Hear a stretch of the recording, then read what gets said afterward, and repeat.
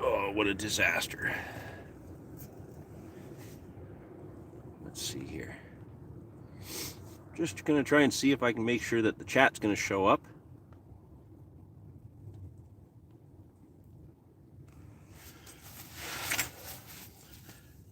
Let's see.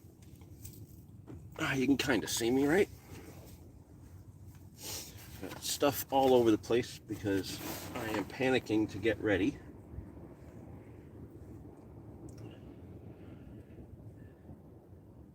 Might actually even be a few minutes early right now. So let me just turn that a bit, make that a little bit brighter. See, somebody's popped in there already. If you wouldn't mind, say something in the chat so I can make sure that I got the chat feed going properly.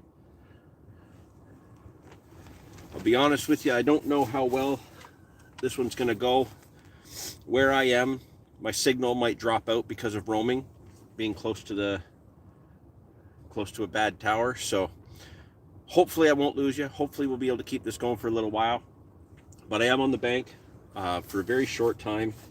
I literally just left work, flew down to this spot, and was hoping that I could get a couple lines in while I do the live stream today. So I apologize, I'm a little bit flustered as I get this stuff ready. I rocked up to my spot, which has been horrible for me the last 3 times I've come here. It's been iced over. I showed up and it was iced over. Just a complete sheet of ice out in front of me.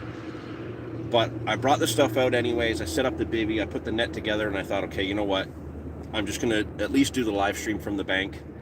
And once I got the net together, the bivvy up, pulled the rods out, like, you know, I'm just gonna be hopeful. I turned around and all of a sudden the wind started pushing the sheet of ice out.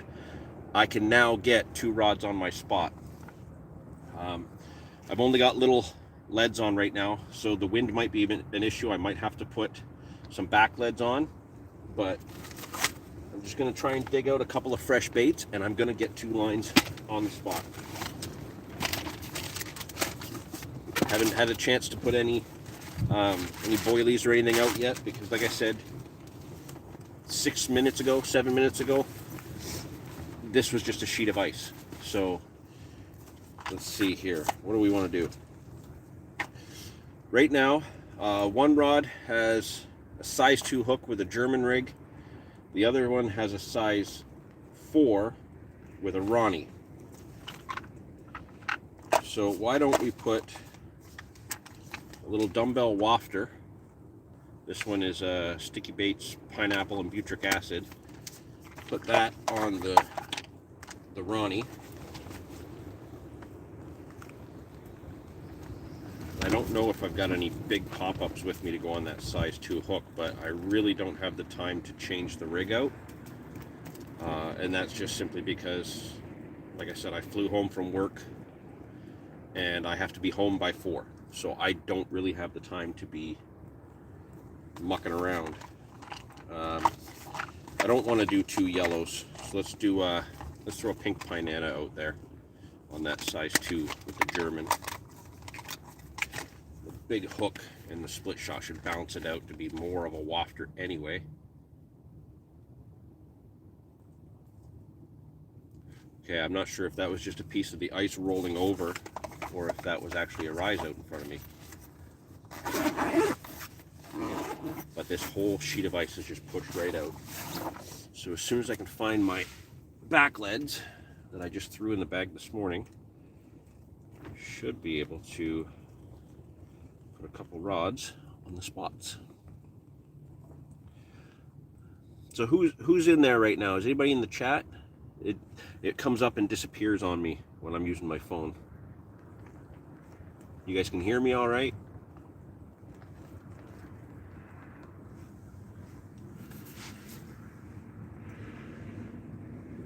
Come on.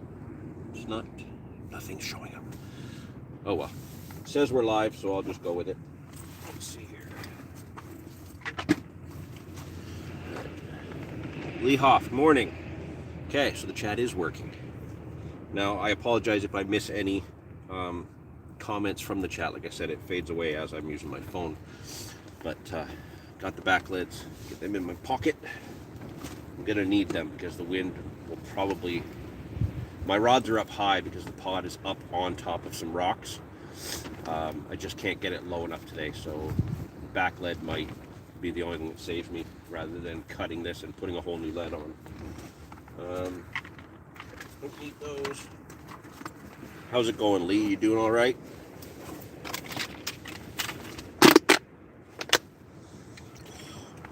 Make up a stick here for each rod real quick. Scissors. Good afternoon, Adam. How's it shaking? I absolutely love this new tackle box, this corded tackle box that I got for Christmas. It's absolutely loaded with all kinds of stuff. This is amazing. I actually think I might prefer this over the tackle safe. Cleaning the house, eh? Yeah, I should be doing that, but I came straight from work to the bank. I'm literally going to be fishing as long as the live stream's going, and then probably that's it. I'll probably have to fly home right after that because the missus has to work today. Get a couple of bags really quickly smacked together, and then I'll wang two out on the spots. Hope everybody's doing all right today. Adam, Lee, thanks for joining in. There was somebody else there, but it looks like they dropped off, so. She's a windy one.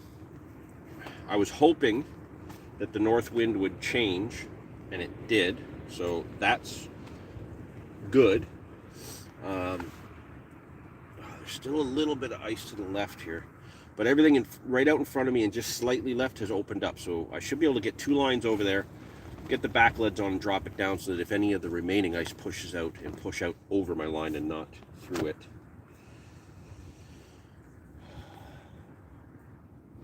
She's just so much better.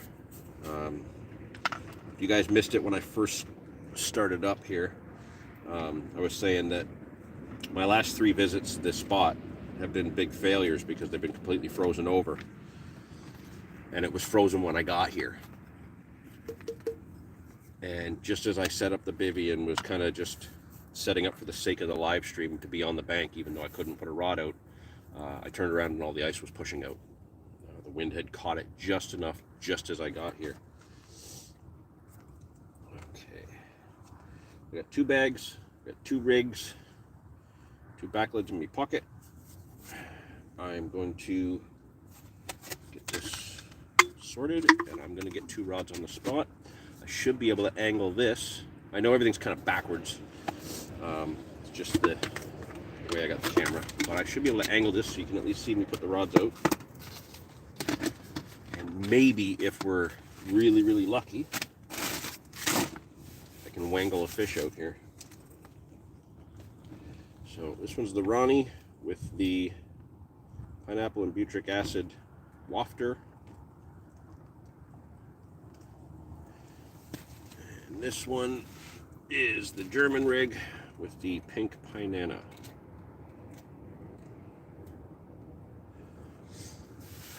All right, let's see. Don't mind my wagon.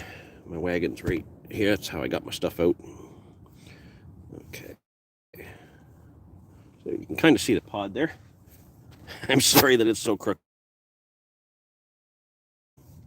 But let's get a couple rods out, shall we?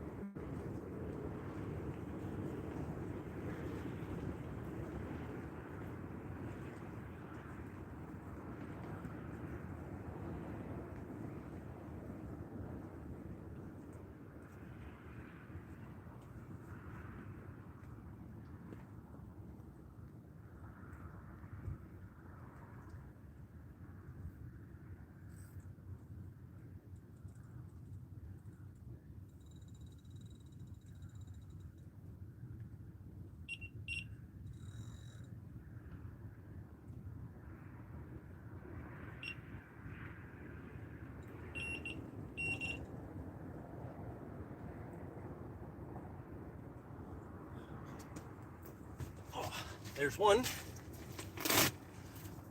I'm a little bit worried I'm jacked up a little bit too high. Even with the back lead, the little piece of ice that's still here might still catch my line if it starts to push out, so we'll have to see how this goes.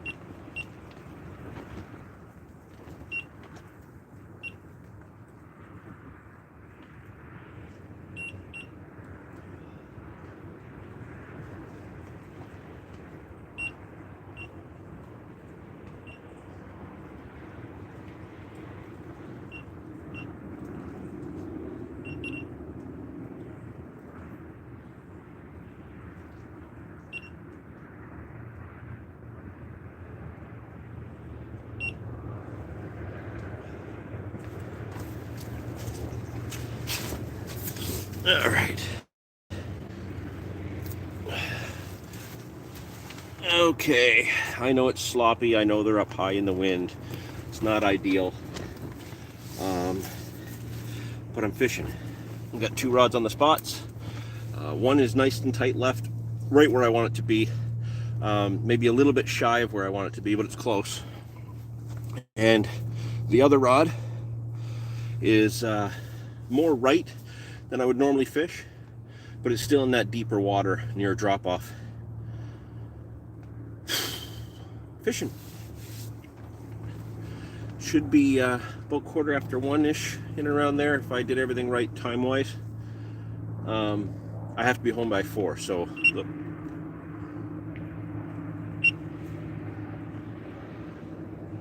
I don't know what my indication's going to be like, but I did apparently turn my receiver on at some point. I'll turn that off for now. I hope that wasn't on from the last session. One of them, I think the left-hand rod, the sensitivity is going to be way down, so that might get some false indication there. And I apologize, guys, if I've missed the what's going on in the chat. Let's see here.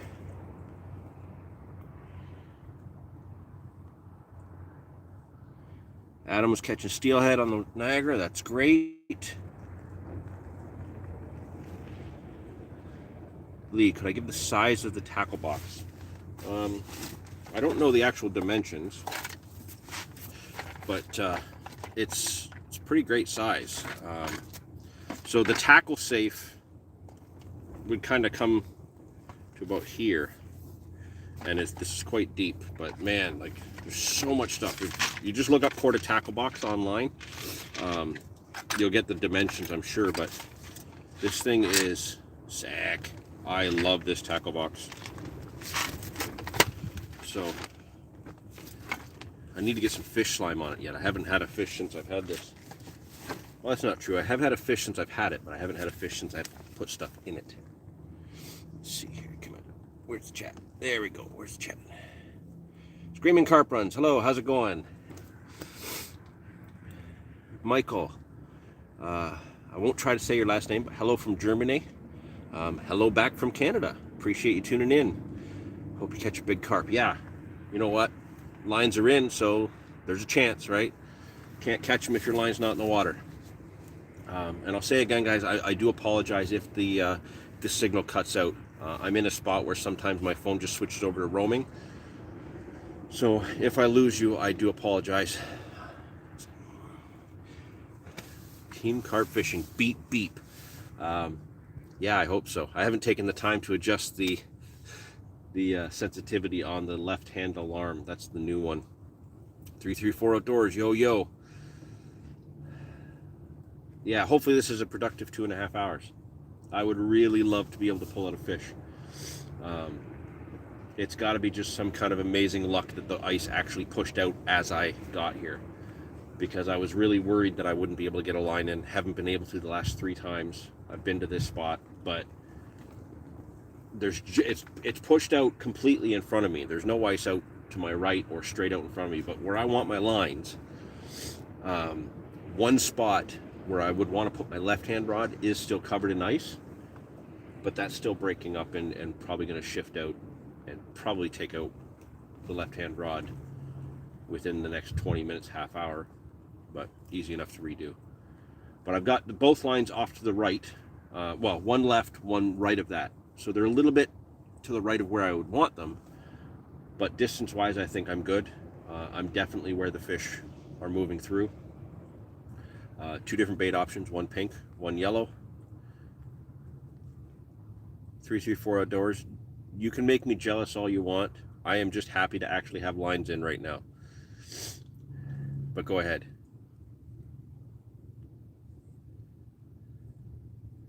Left-hand rod. Sounded so weird, but 3 lines. Yeah, I only have 2 out today.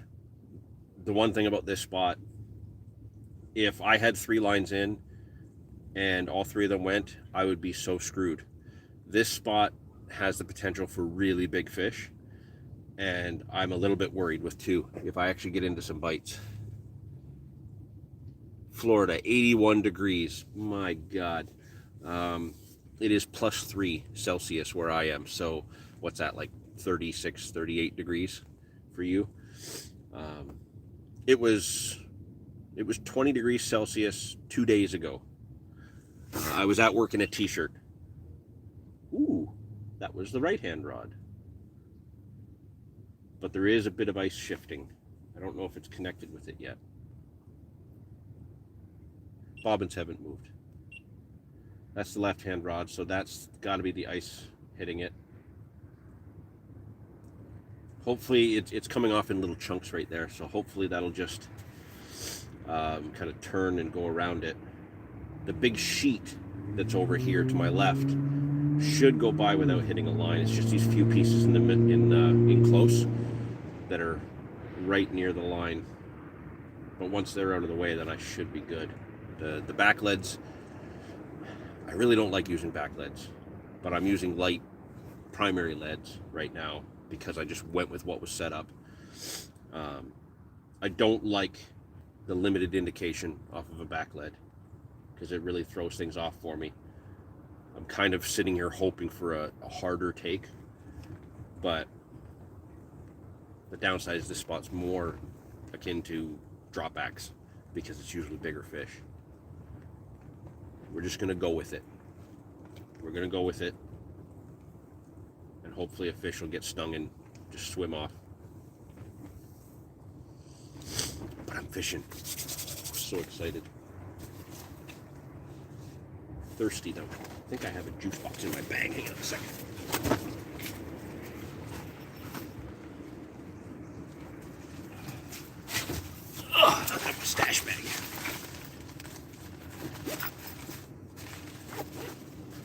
It does feel weird to have two rods out there, let me tell you. Having always done just the one rod for so long, just because that's what we've been permitted, to now be allowed three. It's just so weird even having two out there. It's a good chunk of ice drifting out there. Stay off my lines, please. I'm not so much worried if the ice pulls them off the spots, because I think the fish will be moving around quite a bit in that area.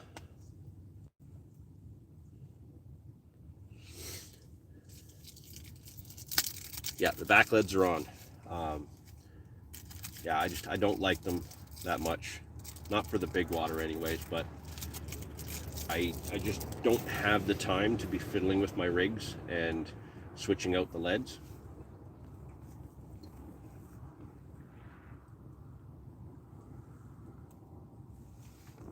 There's another massive sheet to the right that's drifting in this way. So the issue that I have is the current comes this way. The wind is going across this way. If the wind does not push that out, that might take out my lines, or at least cover over the spot so I can't recast.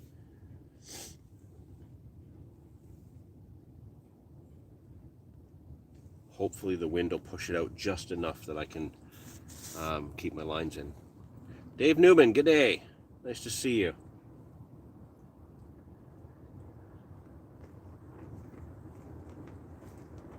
Okay, I gotta make an adjustment because I just noticed that my left-hand rod is not actually locked into the butt rest. I'll be right back.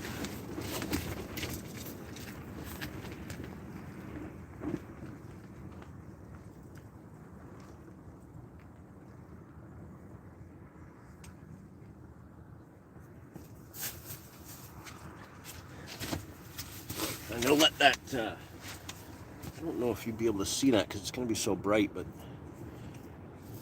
you can see the wagon. But can you see that big flat spot in the water? That is, that's a sheet of ice about the size of 2 tennis courts drifting what looks like slightly out now, so I should be safe. It might not hit my lines.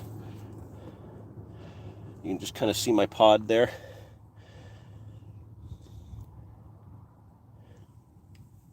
So the small bits that were touching the line look like they've pushed over it, so I think I'm all right as far as that goes. Maybe a fish will find the bag before I leave. It's so nice to be able to have 2 different bait options out there, one yellow, one pink.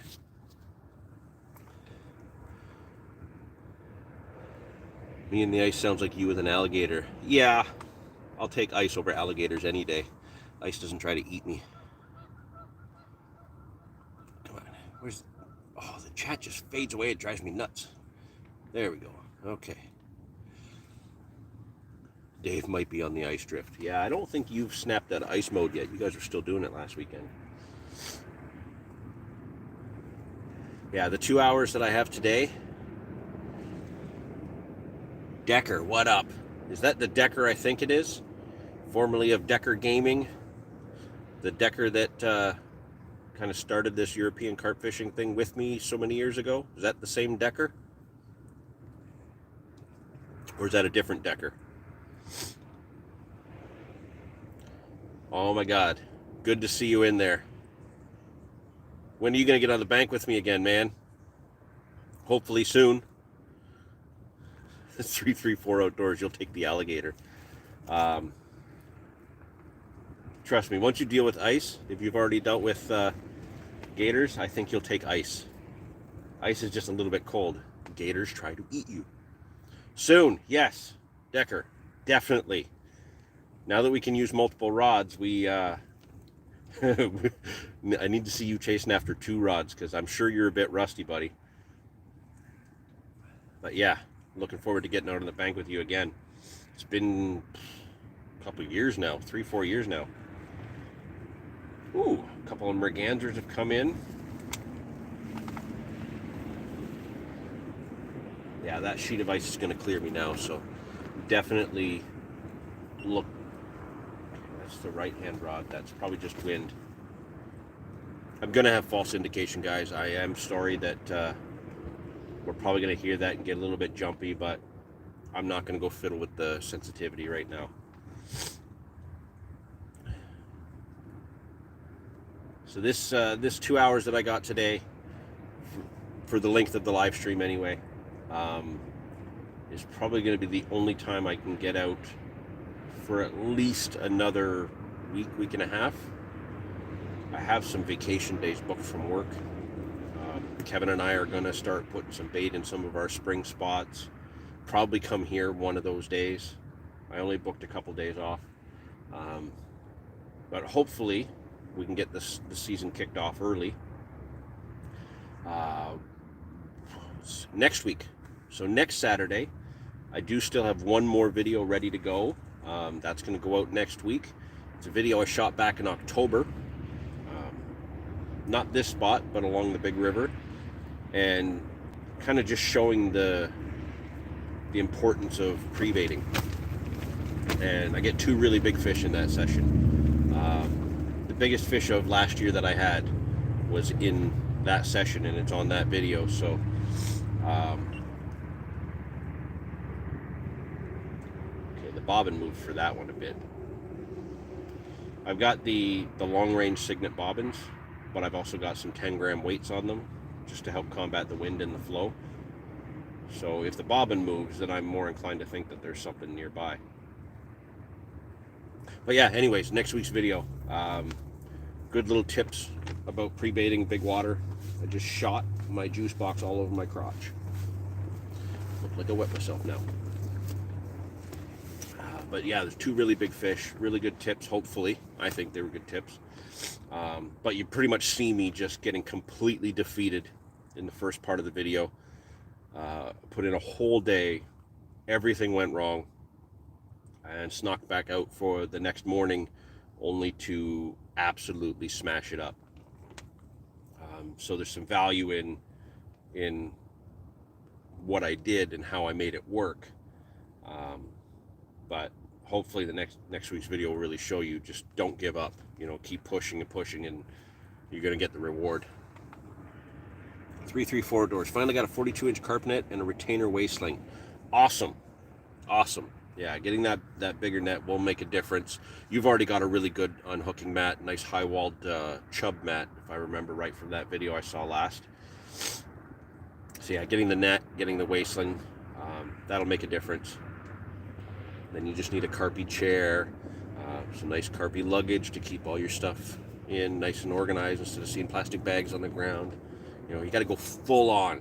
You can't just be kind of half in as a carper. You got to be on full carp mode. The only difference is you have alligators.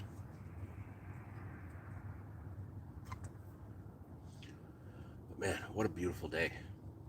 It was cold this morning. I got up and I went to work this morning. It was -8. When I went to bed yesterday, it was like +10. It was really, really warm yesterday. The temperature just plummeted through the night when the wind changed. So I was really, really worried that this would just be completely locked up. But like I said, for the ice to push out literally as I arrived, it was frozen, turned around, set up the bivvy, and boom, it all just pushed out. Now we just need a nibble.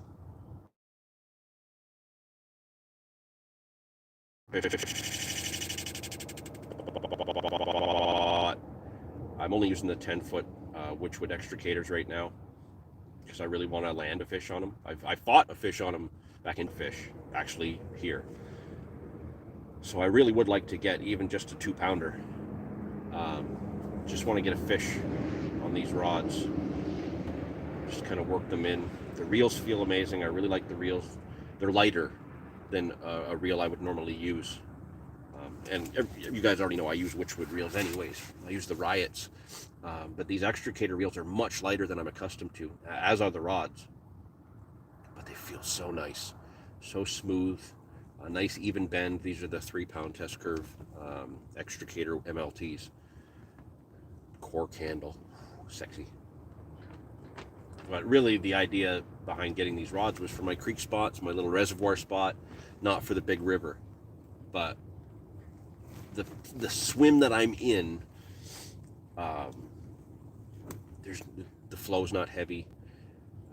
Yes, big fish come in here, but overall, I can get away with lighter leads and lighter setups in here.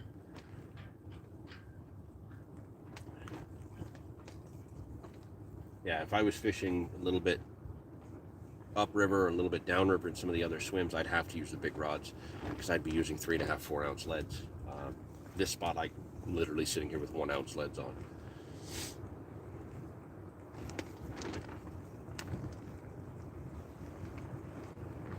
Looks like the wind is actually getting a lot stronger, so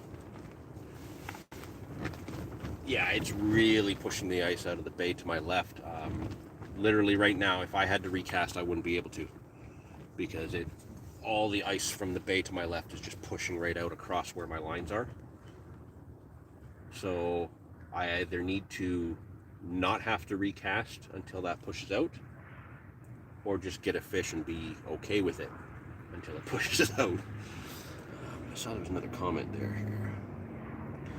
Got some luggage and get rid of my number 29 Kevin Harvick NASCAR chair over my dead body.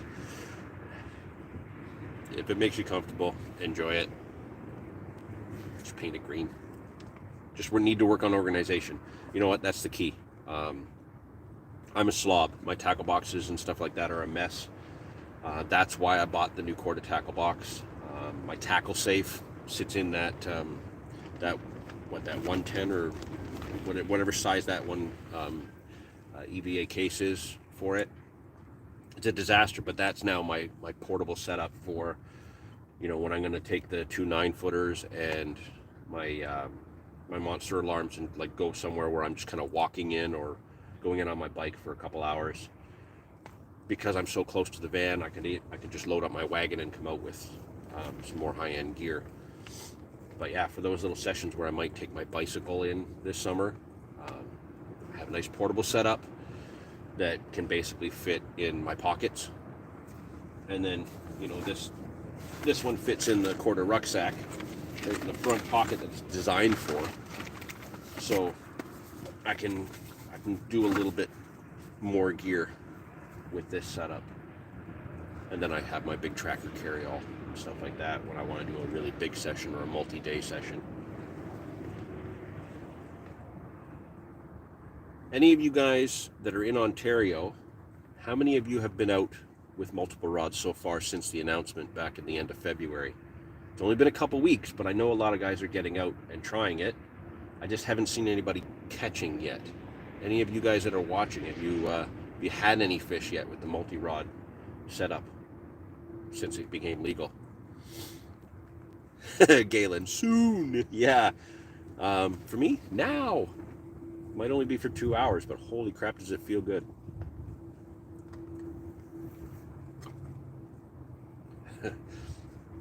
This juice box that's no sugar added. Normally I like a fruit punch juice box, but with no sugar added, this tastes like crap. It's like when you mix up like Kool-Aid or something like that, and you don't put enough sugar in, and you put way too much water in for what's recommended. That's what this tastes like.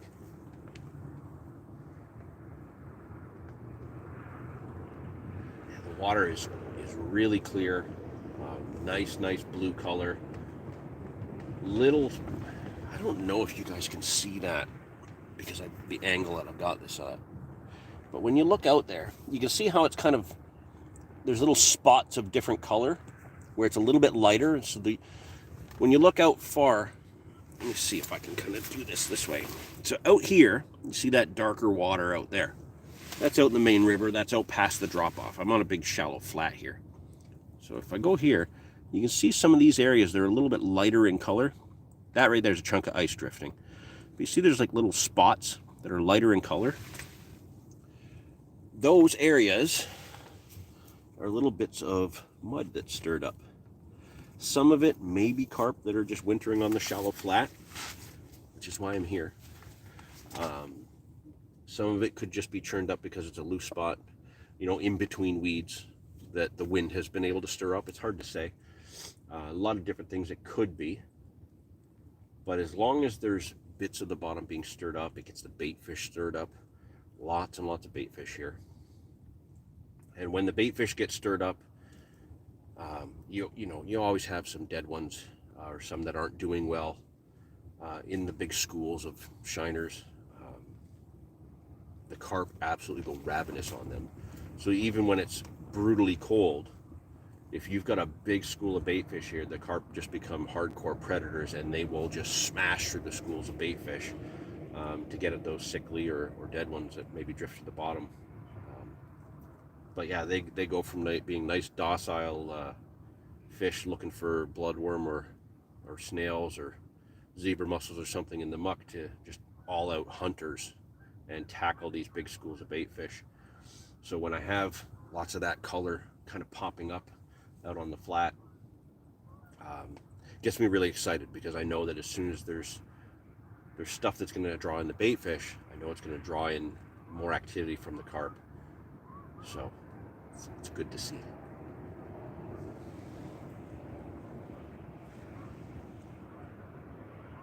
Man, it just feels good to be out here. Galen, you missed the beginning of the live stream. What are you using for baits today? PVA method or just singles? Okay, so I'm already mixed up because I'm not used to doing left and right, but I believe the left-hand rod's the one I put out first, so that should be a German rig with a pink Pinana pop-up and a small PVA mesh stick. The right-hand rod is a Ronnie rig with a Sticky Baits pineapple and butyric acid dumbbell wafter, and that has also a little mesh stick of my stick mix. The pink Pinana I have into the bay a little bit more left, kind of just short of the preferred spot that I want to be. It's just hard with the wind, and still getting used to these 10-footers. The right-hand rod is out from the bay, but still below the drop-off. Both spots I should be about 8 or 9 feet of water. Just this side of where the right-hand rod is, it actually comes up to 4 feet, and then this whole flat is 4 feet deep. Just sparse weeds here and there, little mud patches, just until the weeds start to come up in about end of May, June. This becomes a really, really weedy area, but not thick weeds, just lots and lots of like that strandy grass kind of weed.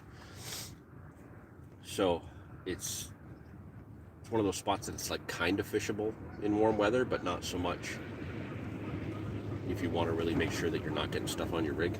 Kind of like if you put a solid bag out there when it's warm and the weeds are up, you'd be good, but you couldn't just cast a single because you get a piece of grass on your hook. Must feel good to cast 2 lines. Feels weird. I'm not accustomed to it at all. I'm one of those guys that just, I really, really like to follow the rules because I don't want to risk getting in trouble and I can't afford a fine. So I try to just always follow the rules. It feels weird that I'm not actually breaking a rule right now. I'm actually not even using all that I'm allowed. And the only reason I don't have 3 rods with me is twofold. Like I said, this spot, if I start getting bites, you don't just get one bite here. This is one of those spots where if you can get one fish feeding, you're going to get them all feeding, and you probably get multiple takes.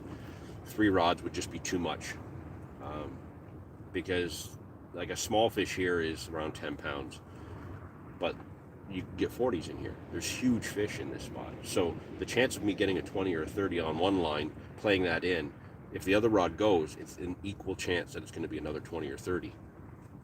I can't risk that, having a 3rd rod in there. The other reason is that I haven't put line on the reel of the 3rd rod yet, so I'm keeping myself under control by only having 2 rods at the ready. How much ice is on your water still, Galen? That bridge spot, I still have a bone to pick with that spot, and one day I'll get back there. But yeah, that's probably open because it's constantly moving, I would assume, but When do the fish start moving in there? Like how soon before you're actually fishing there?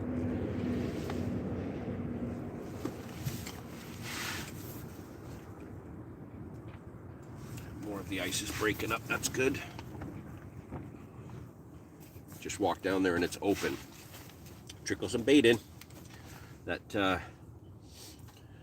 when the bridge is to your right and you're just kind of facing across the street to that one sign, kind of to the left of the light post, where that concrete is, and then where it curves in with the rocks underneath, those fish must move up there to feed early. They must. Try it in April. Try it now. 334 Outdoors. One of my carping buddies and I are going to be doing some commercial papano fishing by the end of the month. That'll be 12 rods and 2 to 3 people on the beach. Oh my God. You better hope they don't all go at once. It's crazy. But it's Florida, so that makes sense.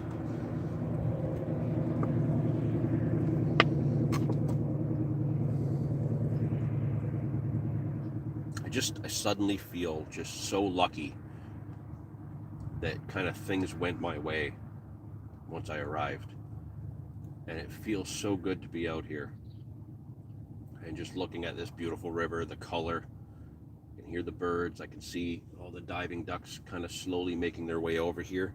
Because with the ice gone, the ducks will come in and they'll feed on the weed mats in the shallow bay to my left, on the flat out here.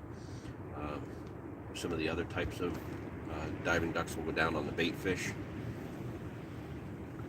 I guess they're not ducks really. Are they ducks? Are mergans or ducks? Do they count as ducks? Just waterfowl. We'll say waterfowl.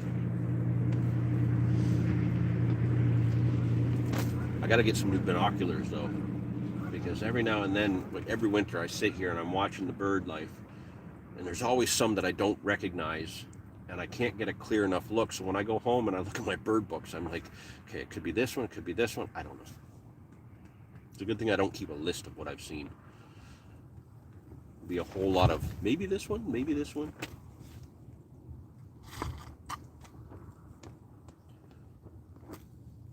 Nobody's told me if they were fishing yet.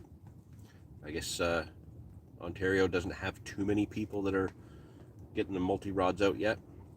Like I said, anybody I've seen posting hasn't posted any fish yet, so I don't think anybody's catching this early, but there's got to be somebody close or somebody soon, or somebody who's had even a small one, something. I'll take a rudd right now. It's a really big rudd that come through here at this time of year, March, April.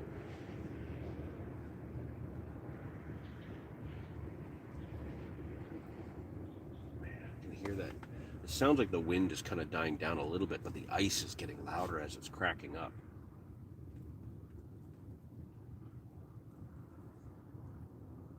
But now there's no ice near my lines whatsoever. A recast might still be a little bit tricky, but at least I know that nothing's going to drift into them. So any kind of beeps could potentially be some actual indication, and I'll have to investigate that a bit.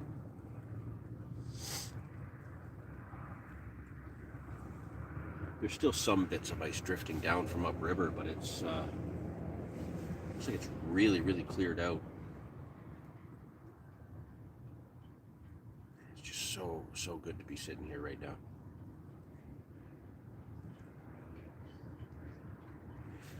Anybody got any questions? Anything you want to ask? Let me try and get caught up here.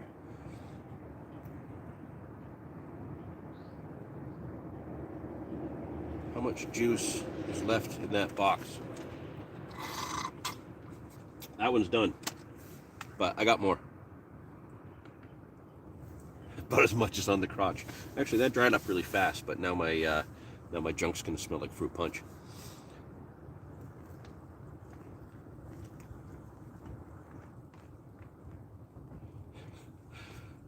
It's fishing. 334 Outdoors is fishing tomorrow, but in the opposite of Ontario. Let's see. In-depth river guide. Working on it. Definitely still working on it. because of how things have been, obviously I haven't really been out to do much because every time I come out, everything's frozen over. This is the first time since mid-January where I could actually put 2 lines in here. So I'm still writing some things together to kind of give myself a basic plan of how I'm going to go about it. As soon as the spring comes, where we know the fish are moving in the creeks, the overall river carp fishing guide that we're going to put together is going to involve obviously the big river, but it's also going to involve the creeks, some canals, just try and cover all of the bases, because luckily where I am in my area, I have all of those things. So, you know, small channels, creeks, canals, the big river, we're going to try and cover all of it through the course of the season. And then by the end of the year, we'll have all that put together as a nice kind of how to fish Carpian rivers guide at your request. I think it's a great idea. Like I said, I'm just writing out kind of a, not so much a shot list, but kind of an overall guideline that I'm going to follow. Dave's going to help me with that. So we've been bouncing ideas back and forth, but we're going to continue to work on it, and then hopefully we'll start actually doing some of the initial filming for it in April. We're going to go through the spring season, then we'll go through the summer season, how we tackle all the same spots, or if some we don't touch at all, and because we're on certain areas.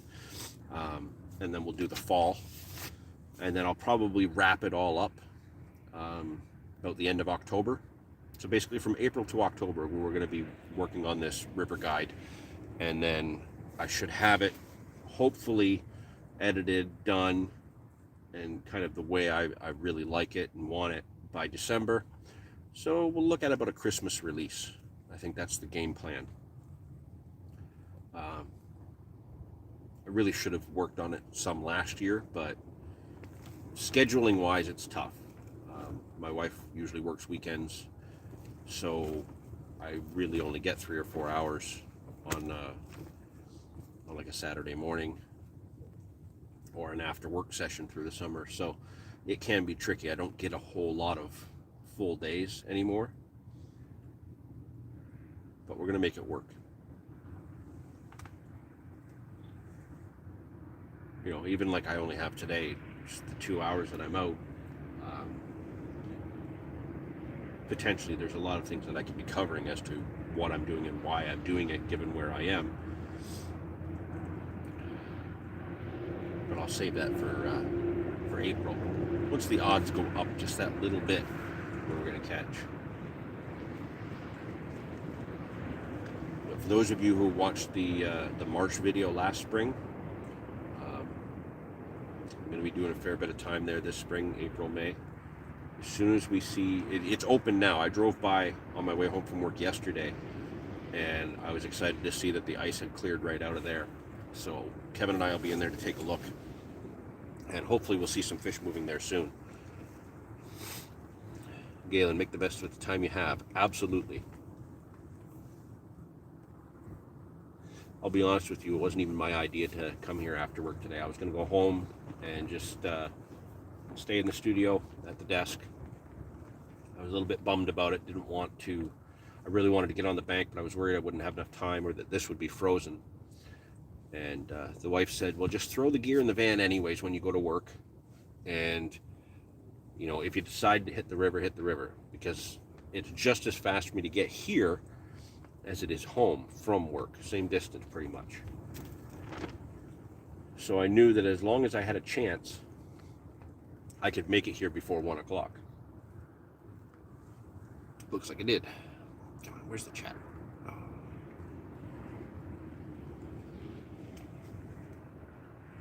334 outdoors. Thinking I'm going to try a 52 square mile lake this year. Thinking 5 fish will be a success.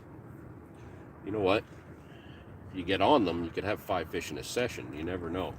Big water always sounds like more intimidating than it is.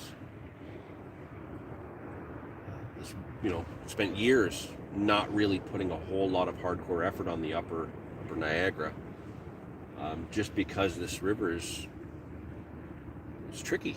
You know, it's not easy like so many other places close by.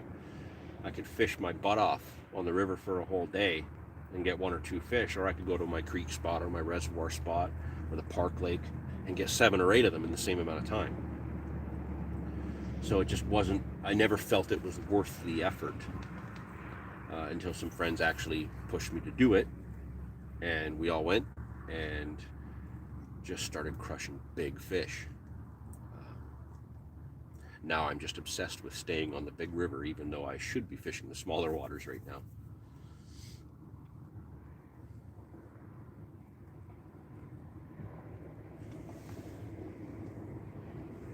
I think if I get the chance to recast, I might try without the back leads, just to see if I can get a more direct chance at some indication. Just gonna pop out there, take a look. I might tie up a couple bags and then do one quick recast. We'll see. Let's just go out there and take a look.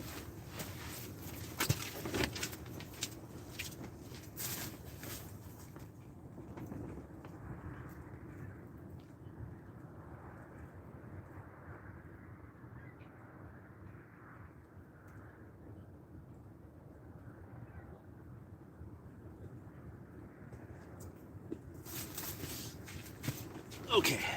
All right, what I'm going to do... Whoa! That wasn't supposed to happen. What I'm going to do is I'm going to tie up another bag.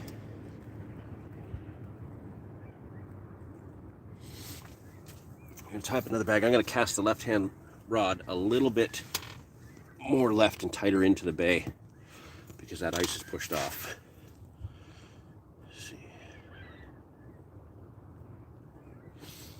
Galen, what are your goals for 2021? Goal number 1, catch more fish. Goal number 2, have more fun catching more fish and just fishing in general. I just really, really want to have more fun on the bank this year. And number 3,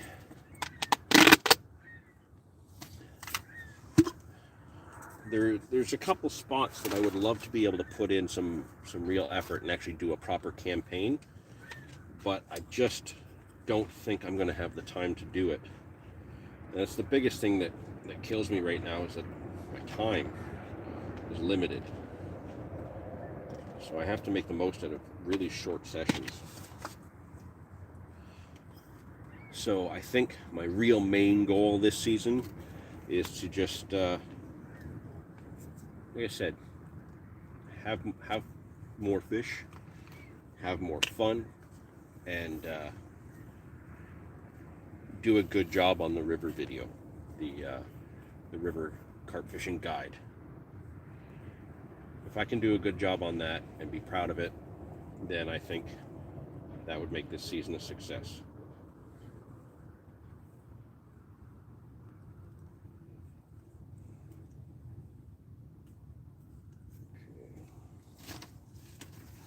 Snippies.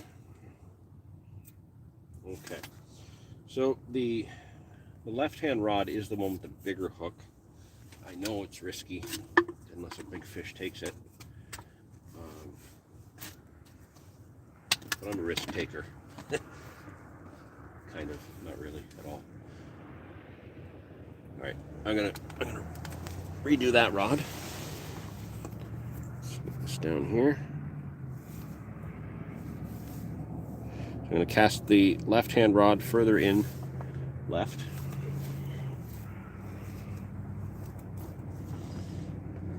And hopefully we can get it closer to a fish.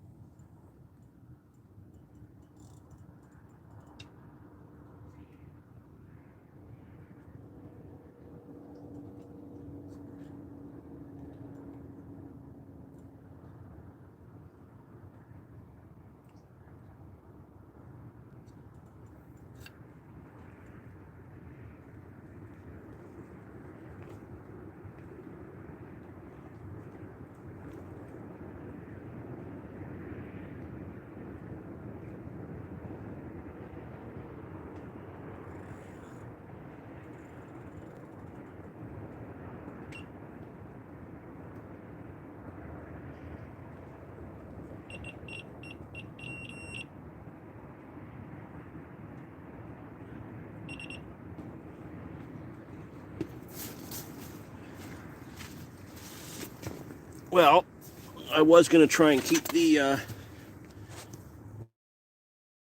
back lead off, but pieces of the ice are drifting out there. Decker, I just saw that message. Looks like you're heading out. Great to see you in the chat, man. We'll talk again soon for sure, buddy. We'll make some plans.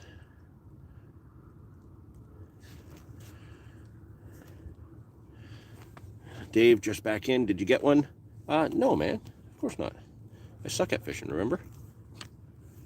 Oh, this little bracket that I've got holding the phone just wants to spin. So yeah, I was hoping to take the back lead off the left-hand rod, but some of the big chunks are coming out of the bay. And I was able to get the cast between them, but if I didn't have the back lead, the line's going to hit it. Does it really matter? Not today. No. No, today is just a complete and total bonus. So just being out on the bank today actually is enough for me.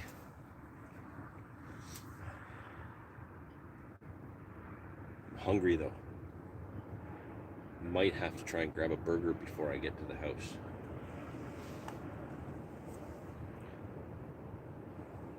We've been going for an hour, so it's got to be around 2 o'clock. So I have about an hour left. If I fish till 3 and then pack everything down, I can be out of here by 3:30, home by 4, and chalk today up as to a good day.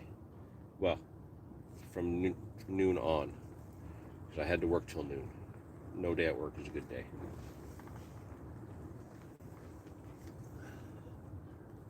Yeah, lots of bits of ice out there, but man, it's pretty much all gone. I think I really did get lucky just arriving as it pushed out. Had I come here first thing this morning, if I didn't have to work, I would have been completely deflated, completely destroyed again. I wish I could stay to fish right through till dark, because I know if I put in more time, I could get a fish like 100%. Like, I'm that confident that the fish are here. But I just can't put in that kind of time today. I know Kevin's thinking about doing an early morning tomorrow. I would be really worried that if the temperature drops, the ice is going to form back up again. All it takes is 2-3 hours with no wind, and this spot ice is up fast.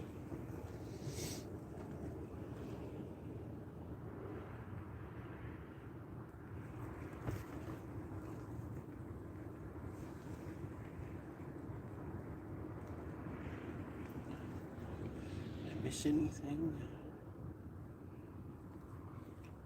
334 outdoors. That forum, you mentioned the B word. It's not a good word around here.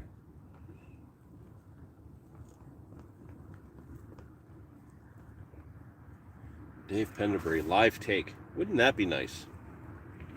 With the back leads on, it's going to have to be a pretty substantial take for me to recognize it, but at least my lines are in.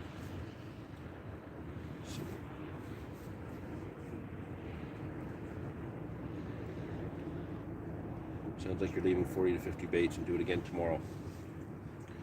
Yeah. I'll probably put some boilies out. I don't know if I've got my slingshot or if I've just got my throwing spoon, but I'll probably put, I don't know, spread out about a half a kilo of 20 mil boilies over the spot. I don't think I can get out in the morning, but just in case Kevin can and the water's open, at least then there's some bait there for him to fish on tomorrow. He'll probably do method feeder and pack bait. It's kind of his go-to method, and for good reason. It works for him. I've sat next to him and done the exact same thing, just a slight different mix, and he has outfished me hardcore. Of course, I've done that to him too at times, but it always hurts a little when he outfishes me, because I know that the mix that he's got is just better than anything else. That's why he's the bait guru. His pack baits and stick mixes are just absolutely incredible.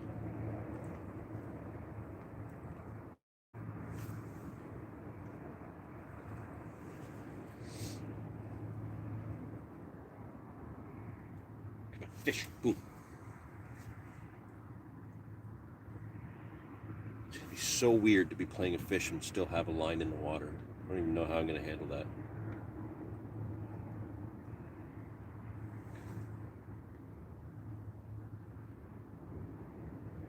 Yeah, I hear you. Yeah, I hear you. You know, if that's where the information's coming from, it's, you know, what you got to go on. Hopefully one day the governments will realize just it's not a good thing to be doing. So hopefully they'll eventually kind of shut it down and people can find another way to kill things.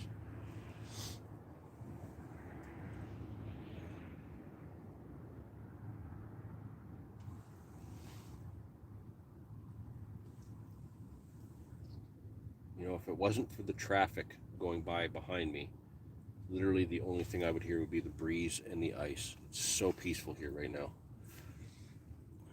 Mr. Fishfinger, have you tried maggots before? I normally use the Mag-A-Liner when the water's still cold. Here in Canada, Ontario specifically, maggots are not easy to come by. And when you can get them, it's usually during the ice fishing season, use them for perch. You're usually paying $3 or $4 for like 30 maggots. So yeah, not easy to get, and when you can get them, they're really, really pricey. So maggots just don't factor into my carp fishing at all.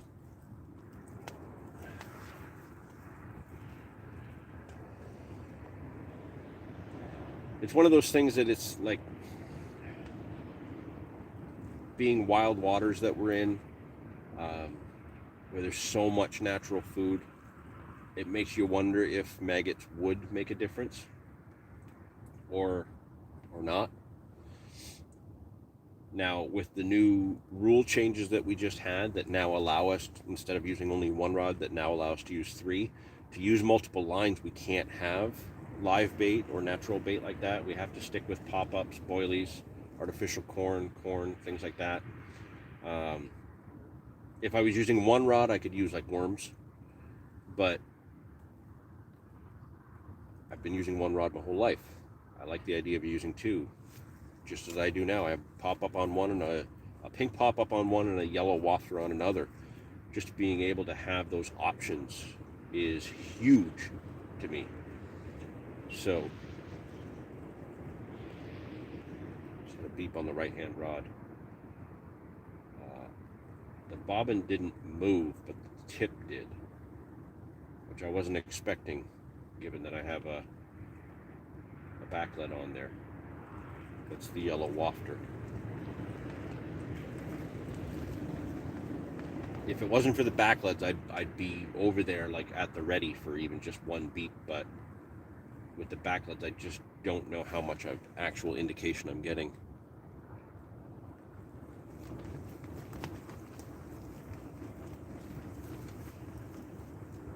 Maggots for panfish. Yeah, using them through the ice for perch and sunfish and stuff like that, they're incredible. They're just as good as worms. Just a little bit easier to handle. We have strict rules regarding the baiting up of our areas as well. We can't do any kind of natural baits or fish parts or anything like that. It's got to be all plant-based baits. At least for now, that's the way the rules are. So, you know, as we go through the season and, you know, everything's figured out about how this multi-rod rule is going to play out and how the baiting things are going to go, you know, who knows? Things might change or new rules might be added. As long as people are smart and ethical about what they're doing, you know, the sky's the limit with how well carp fishing can be tweaked and adjusted to accommodate the anglers that are taking care of the resource.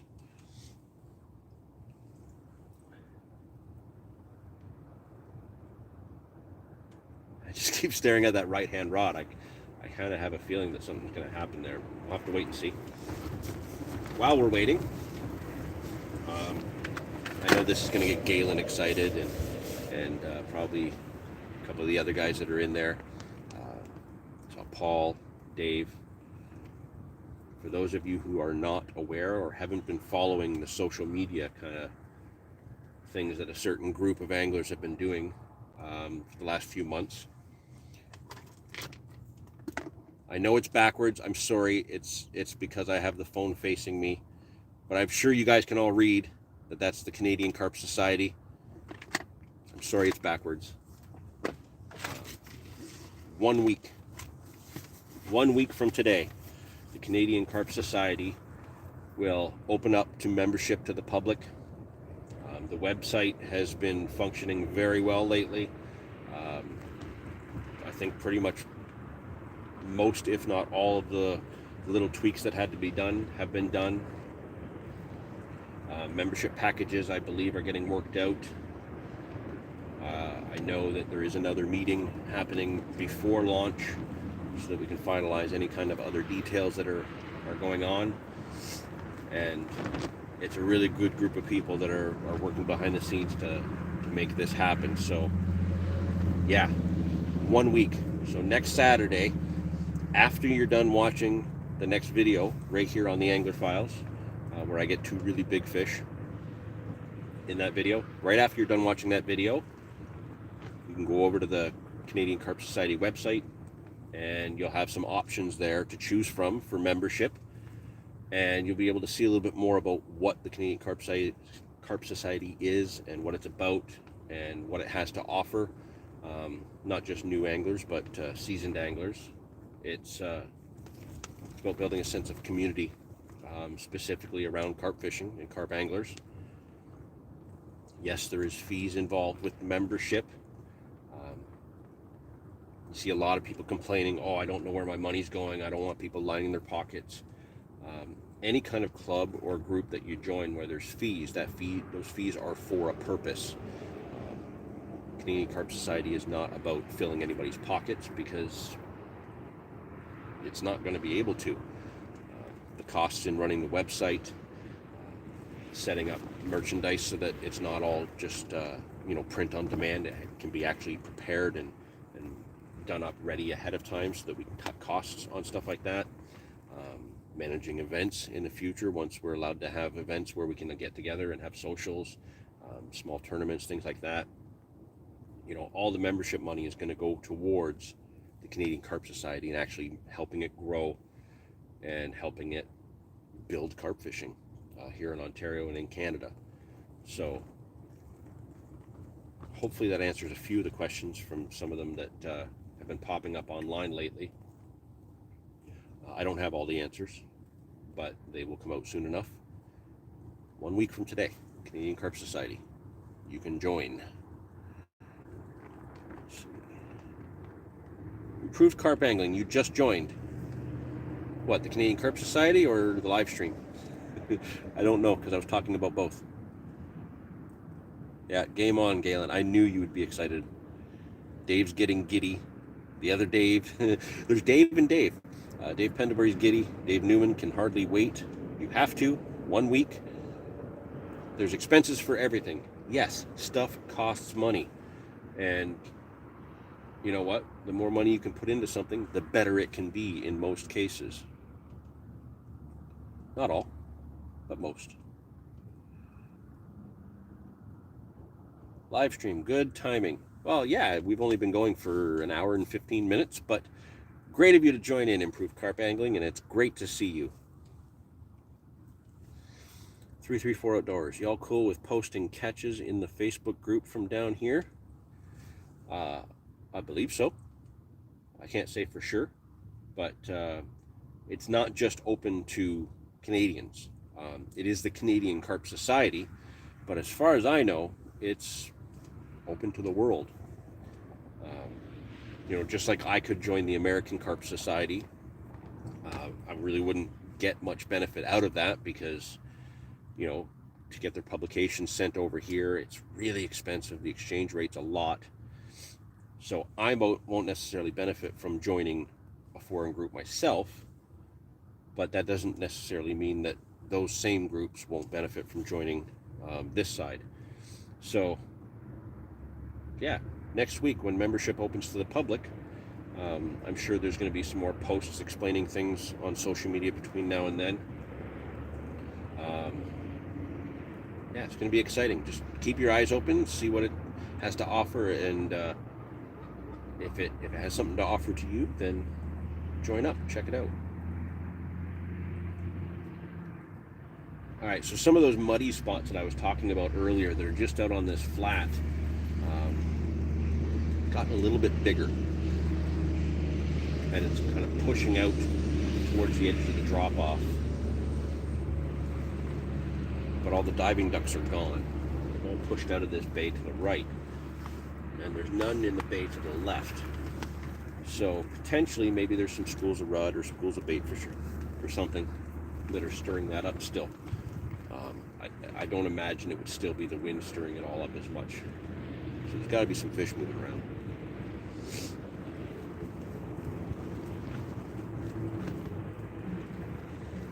I don't know how long my phone battery is going to last, or how much my data is going to last. So I may have to wrap up the live stream soon, guys.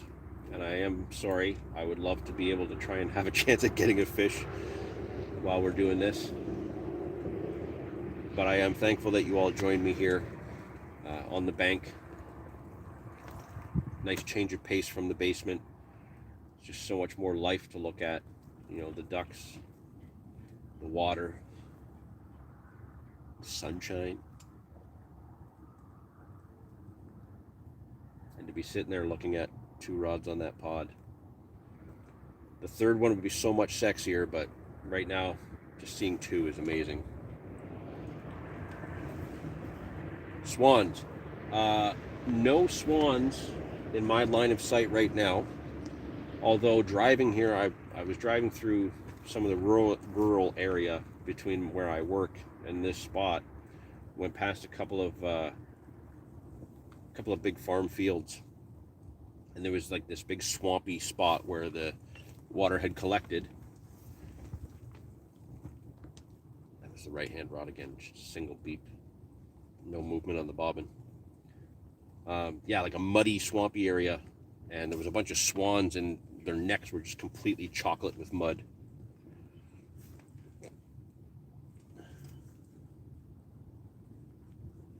Dave Newman put his pod bag in the shower. It needed a cleaning. Whatever works.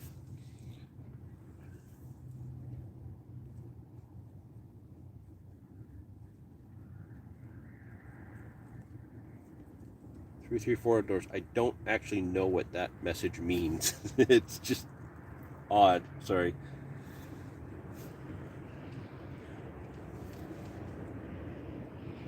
Always wanted to catch a rudd. One of the things on your bucket list. I didn't even know they were here until I caught one about 4 years ago. Now I seem to get 1 or 2 4 or 5 pound rudd every spring. Usually one really good one through the summer. Yeah, they're here. They're not supposed to be, but they are. A nice heavy fish. For such a small fish, they're nice and heavy. I like how they fight. They're really tough.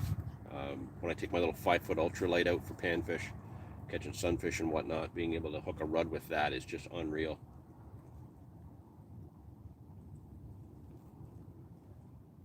I don't have enough time to be doing a recast, but I kind of want to check that right-hand rod.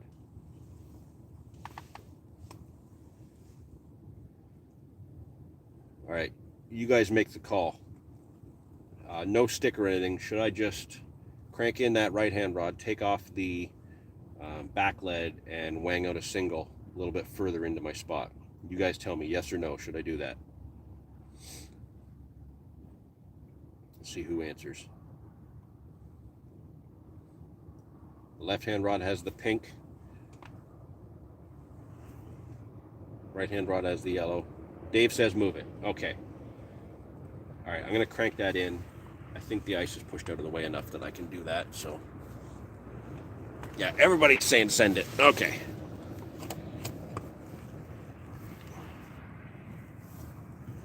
Let's get down there, crank in the right-hand rod, and blast it.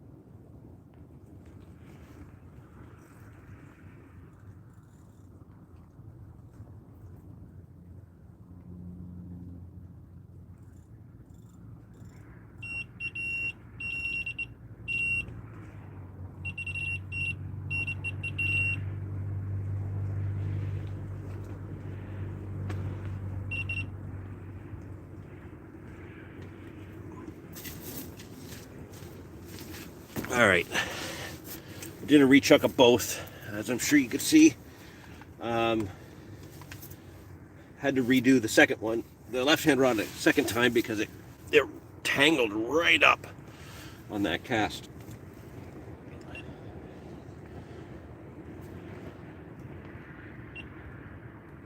The left-hand rod just dropped way back. I don't think that that's a take, but something's going on there because that went down about 6 inches.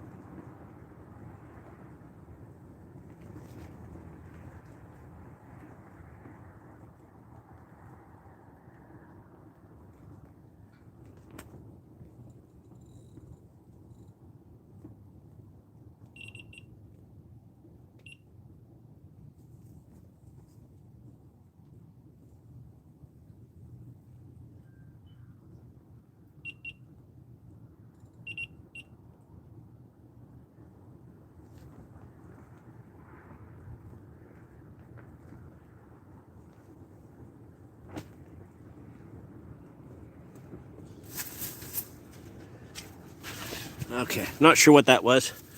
Maybe it was just a bit of, maybe it didn't stay tight in the mud when I put that first cast out and then just came loose with the wind and the waves. Hard to say, but yeah, to see the bobbin drop back 5-6 inches. Man, I thought maybe there was something there.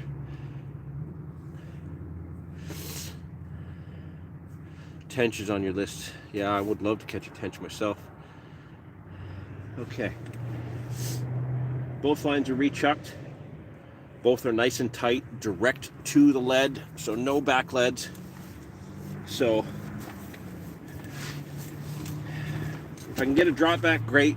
Hard to say if that'll be a take or not. Might just be the wind because I am using light leads, but one thing's for sure, if they tighten up, that's definitely a fish.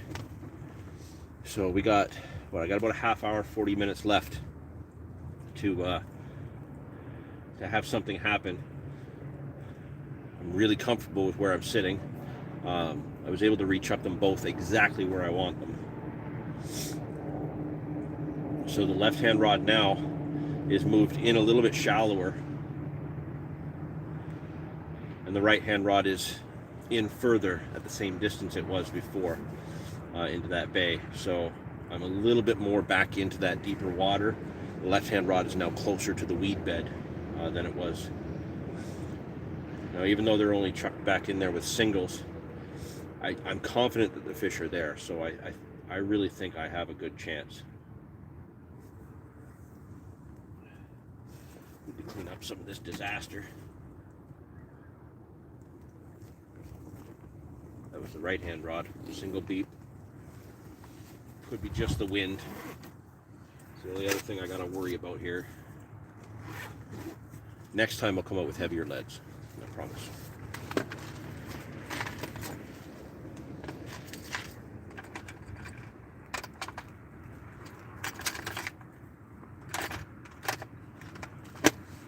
One downside to the quarter tackle box that I'm sure I'll find a way to get around is the little cord of magnet that holds your rigs in place on the tray.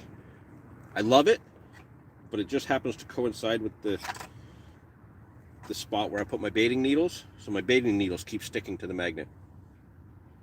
So I might have to do some restructuring.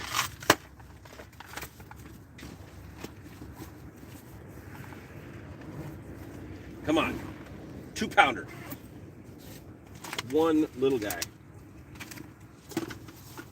No need for me to be greedy. Just one little fish. Thanks for sticking around, you guys. I really appreciate you guys tuning in as always. I'm glad you. Okay, that was definitely wind because both rods moved.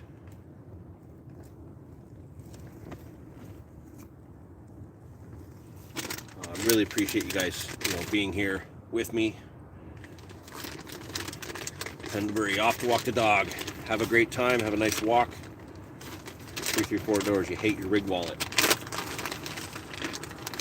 Yeah, I usually have a rig box that I just put my rigs in, but I'm such a slob and so lazy that things just get thrown into the bottom of the box anyways.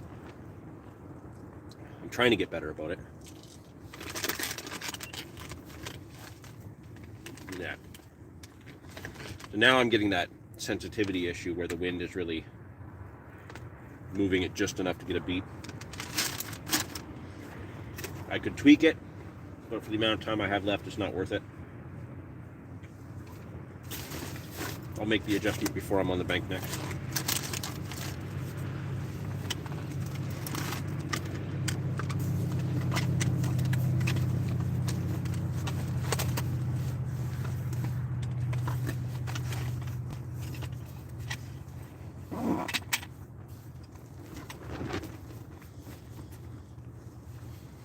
Sorry, I'm not as exciting as I would like to be, but limited time. Gotta try and clean up. Good to see me on the bank. Can't catch him from the couch. If I had a more up-to-date gaming system, I could, but I don't. Just ordered 2 more and 7 baiting needles, so that might be enough to last me the season. If you don't lose them, you only need 1.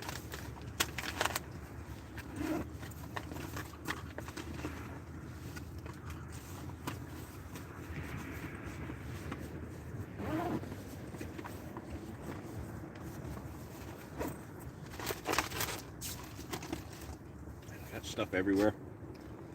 Cold is starting to get to me a bit. It's not cold out, it's just the wind is cold. It's got a good chill to the wind. I should have put some of these out there when I got here, but tell you what, if I come back in the morning with Kevin, I will have pre-tied bags with these in them. And I don't care how good his mix is. These corn pellets will catch just as many fish. So as long as they find my stuff before his, I'm going to outfish him. If I find his first, I get a taste of that fine ingredients that he's got in his mix. I might not be able to outfish him, but at least I'd be close with these. Now that I've got 7 kilos of these, I got a chance to get some really good fish this season.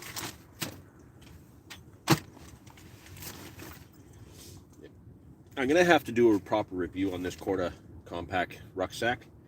Because I don't know if you've just noticed, but I've got like 2 of my bait buckets in there. A couple kilos of bait.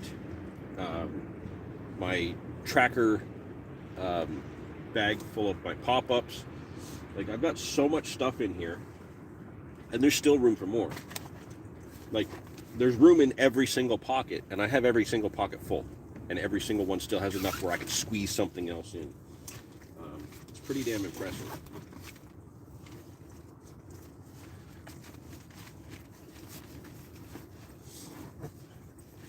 Here, fishy, fishy, fishy.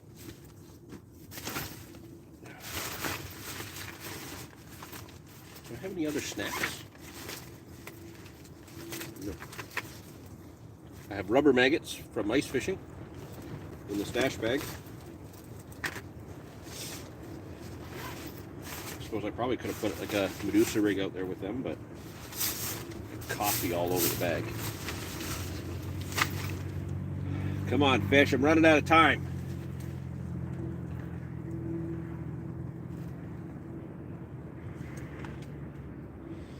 See, a few people have left. I get it. 2 hours of me sitting here not catching anything makes sense. You have to get some of those corn pellets. Yes. Go on to monstercarptackle.com. Order some corn pellets. There's Kevin. Checking on the live stream in and out. Busy afternoon, bro. Any breaches? There was one that I thought was a breach, but I can't confirm it because the ice was pushing out as I saw it. Dominic Goulet, I'm booked for 2 nights in Long Sault, end of May. Can't wait. Long Sault at the end of May, you're in for some fish, man. I miss Long Sault. It was, what, the last time I was there was 2019. And I will have to go back at some point. Such an amazing place to catch fish. It's just an amazing place to be. But to be able to catch fish there, it's a whole other animal. Something special there. Kevin, glad the spot was open. Yeah, it wasn't when I arrived. It was literally iced right over. But as soon as I spun around, set up the brawly so I could at least do the live stream on the bank, the wind pushed it out. Just completely pushed it out, and I was able to put a couple rods out. I was very close to coming by and doing the live stream in the garage. I know I would have been more comfortable, but let's face it, as much as I like hanging in your garage, it's not as beautiful in there as it is out here.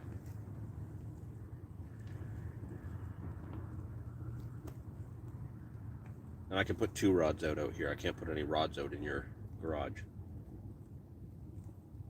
Take that how you want. But yeah, the wood stove would have been nice. Can I please do a review on Demir's rinse kit? That is not nice. He already did the review. He used it. He loved it. I'm not touching that thing now because I know what it's been used for. Exactly what it was intended to be used for.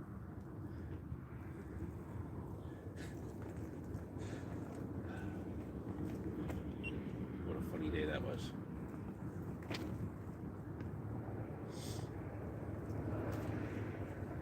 I know if I could stick it out longer, I'd catch. I know it.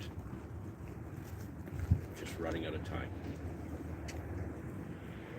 But again, I can't say it enough. Thank you guys for hanging out with me. I really appreciate it. It's been just over an hour and a half, so I'm probably going to wrap it up pretty soon. Just so I have time to kind of take everything down. And because the van's so close, I can run some of this stuff back to the van before I take the rods in. And I'm still not, I'm only about 15, 20 yards away.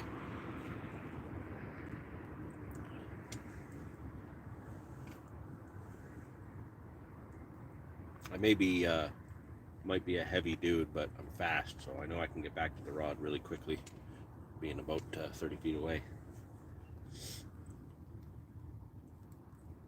Go till the phone dies. I would, but I'd kind of like to have some power in the phone for my drive home. Teach me how to film. Maybe I can catch tomorrow. I got a new method mix I want to test. Excuse my language. I try not to swear on these videos, but I am not teaching you shit until I know the ingredients in that mix. How's that, Kevin? I've taught you all you need to know. Once I get the ingredients in those mixes, I'll teach you more.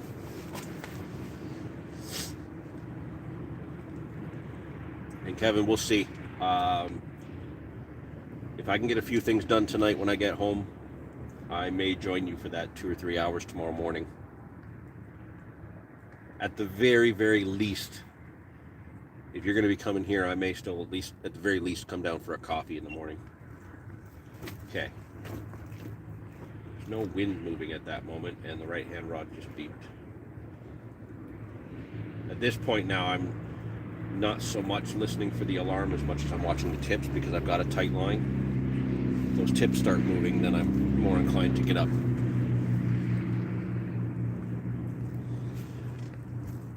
Marsh time soon, absolutely. Man, it looked good when I drove by there yesterday.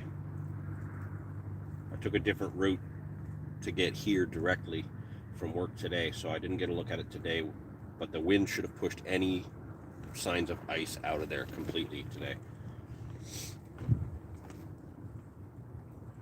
We need to go in and do a walk in the marsh and open up another spot for a swim.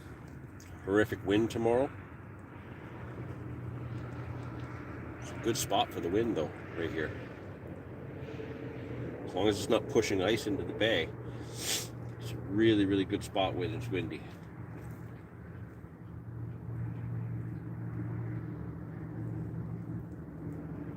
In the face tomorrow.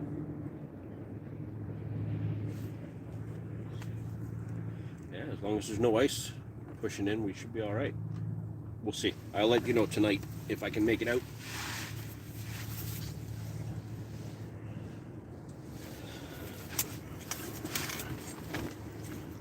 Okay, so my phone just let me know I'm down to 10% power. We'll go a couple more minutes, then I gotta shut this down because the phone's gonna die. Don't think I have my power pack with me.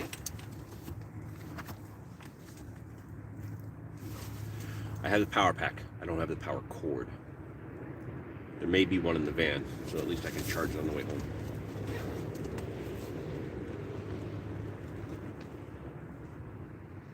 All right, here's what we'll do. I'm going to wrap this up. Again, thank you so much for tuning in, hanging out with me. Actually on the bank. I'm so excited. I'm gonna do kind of a cleanup to use the Monster Bite alarms. I have the Monster Bite alarms. I use them usually for my short in and out sessions in spots. When I'm on the big river, I always have my Nash sirens. Big water, I use these alarms, or if I'm going to be doing a night, I use them because I have the receiver. My Monster alarms are more for in and out fishing. But I'm gonna pack up. I'm gonna leave the rods out right till the last minute. If I catch something, hopefully there'll be enough power I can do a self take, and I'll post it on Instagram. If not, at least I got out. Kevin's right. The Monster alarms are the best budget alarms out there. For the price, you cannot beat them. Settings wise, they are really close to my Nash sirens. The tone sounds very similar. There's so many sensitivity settings on the Monster alarm. I can kind of pair it up very close to my Nash sirens. The only difference is I can't get a receiver for the Monster alarms. But yeah, as far as toughness goes, Kevin's right. They're damn near bulletproof. They are a really tough alarm. I've had carp drag my pod across the rocks in the whirlpool, and the alarm's still going. Is there a Canadian retailer that sells Monster Carp Tackle gear? Yes, monstercarptackle.com, direct from the website. You'd like to avoid ridiculous duty fees next purchase. If you're in Canada already, you won't have to worry about duties. I believe you can get it. You can definitely get it from monstercarptackle.com, but you can also get it from Canadian Carp Club shop. That's here in Canada.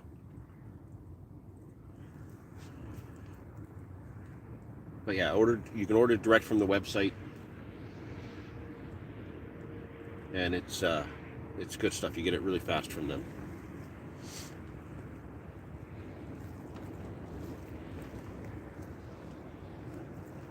All right, as much as I would love to keep this going, the phone is seriously about to die. Thank you so much for tuning in. We will see you guys again in April. I'm really going to push to do the April live stream from the bank again as well. We'll have to see how my schedule goes. I think I work that day, so we'll see what I can pull off. But yeah, I really appreciate it. Great to see you all. Great to see the chats going on. Thank you all for the kind words. And yeah, I'm just so happy to be out. I got to get used to these multi-rod rule. That right-hand rod wants something to happen, I'm telling you. Yeah, if I can get a fish and I have enough juice to take a picture, I'll post it on Instagram later. If not, what are we going to do? 334 Outdoors. Woo, shipping though. 334 Outdoors. You being in the States, you can get Monster Carp Tackle gear from Big Carp Tackle. They have some there as well. But if you're in Canada, go direct from the website. There's options out there. If you're in North America, you can get Monster Carp Tackle gear. The options are there. But take care, everybody. Really appreciate it. Thank you so much. I'm gonna shut her down because I have to now.